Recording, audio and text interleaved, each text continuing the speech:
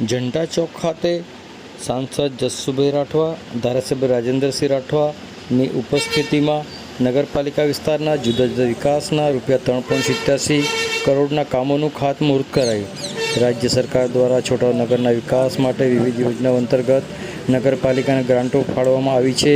જે અંતર્ગત આજરોજ તારીખ 19 જૂન 2026ને શુક્રવારે સાંજે 5 કલાકે ઝંડા ચોક ખાતે મહિલા પોલીસ સ્ટેશનથી સત્તાધાર પેટ્રોલ પંપ સુધીનો ગૌરવપથ તેમજ છોટાઉદેપુર નગરપાલિકા વિસ્તારના જુદા જુદા વિકાસના ₹3.87 કરોડના કામોનું ખાતમુહૂર્ત મહાનુભાવોના હસ્તે ખાતમુહૂર્ત કરવામાં આવ્યું હતું. છોટાઉદેપુર નગરપાલિકા દ્વારા ઉપસ્થિત તમામ મહાનુભાવોનું પુષ્પગુચ્છ આપી સ્વાગત કરવામાં આવ્યું હતું.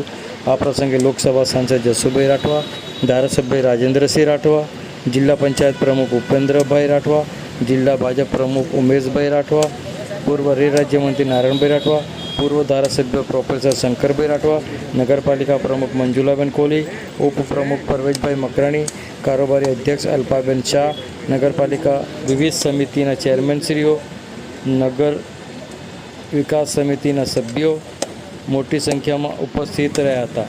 આવો સાંભળીએ આ અંગે લોકસભા સાંસદ જસુભાઈ રાઠવા શું કહી રહ્યા છે. સાંભળો તેઓના મુખે. નમસ્કાર.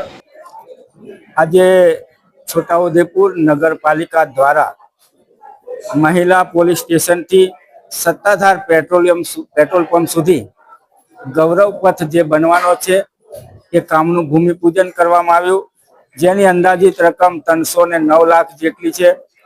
સાથે જ ઓરસંગ નદી કિનારે ફતેપુરા વોટર વર્ક્સ જે આવેલું છે તેની પાછળ ઇનફિલ્ટ્રેશન વેલ બનાવવાનું કામ પણ હાથ ધરવામાં આવશે, જે આશરે 54,90,90,000નું જે કામ છે એનું ભૂમિપૂજન કરવામાં આવ્યું.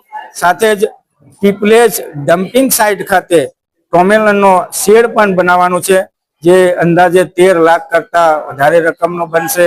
સાથે જ ભૂગર્ભ ગટરના જે ઢાંકણા છે એ પણ બનાવવા માટેનું ભૂમિપૂજન કરવામાં આવ્યું છે, જેની અંદાજિત રકમ 10 કરોડ જેટલી છે. આમ કુલ મળીને 3 કરોડ અને 87 લાખ જેટલી રકમનું આજે ભૂમિપૂજન કરવામાં